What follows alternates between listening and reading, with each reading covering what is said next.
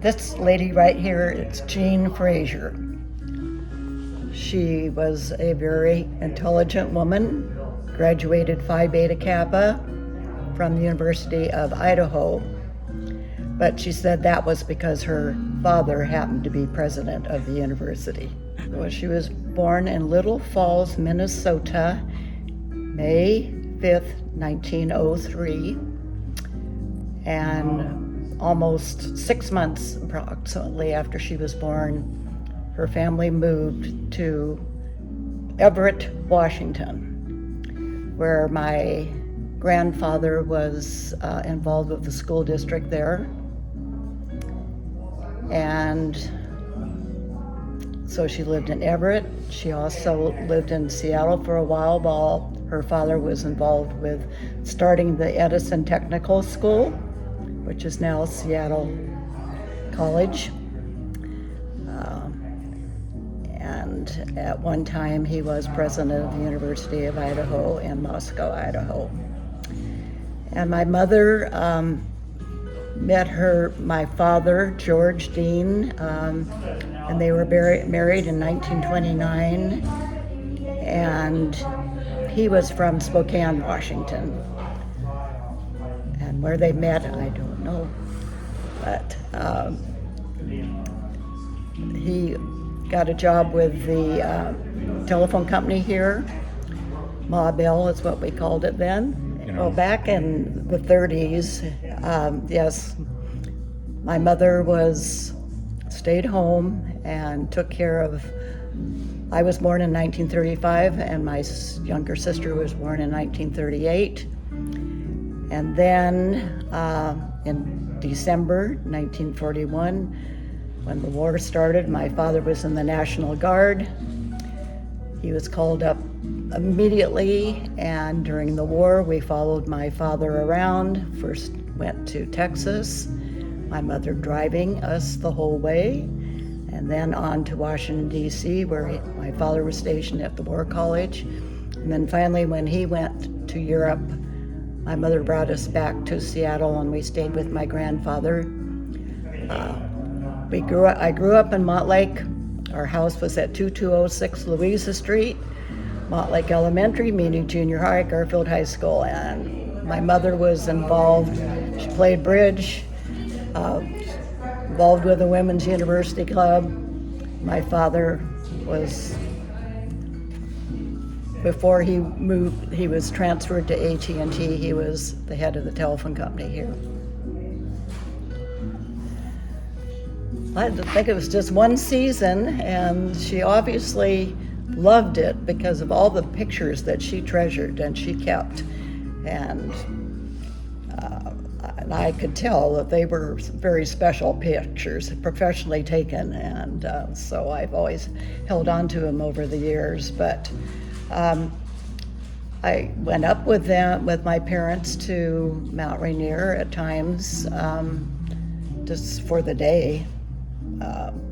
When I was a teenager, that was a full day's trip up to Longmire. I remember my mother walking the trails around there because she was familiar with them. And that was a fun memory. Well, I believe she was a guide, and that's about her size, and that we have pictures of her with breeches like that here. You know, it looks similar. Yeah, so it's just a guess, but I think that's why this picture, she had kept this picture because it was special to her, and to have it tinted like this. But she loved to walk all her life. She was a walker, as is her daughter. And so I just think this, probably job opportunities for a 23-year-old were very limited. And this sounded exciting, and she was a smart lady, and she liked to do unique things, different things. Yeah.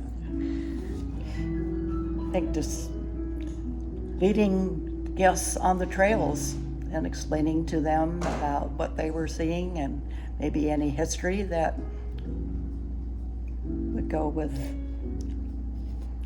and probably the flowers, and identifying the trees and the birds, and I'm sure she knew all that and was able to share.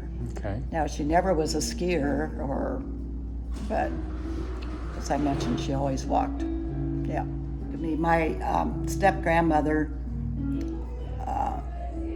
my maternal grandmother died just before I was born, and my grandfather married a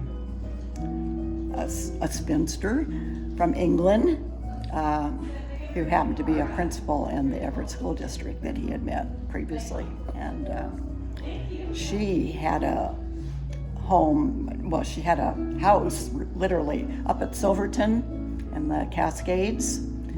So we were always there, weekend after weekend, the whole family.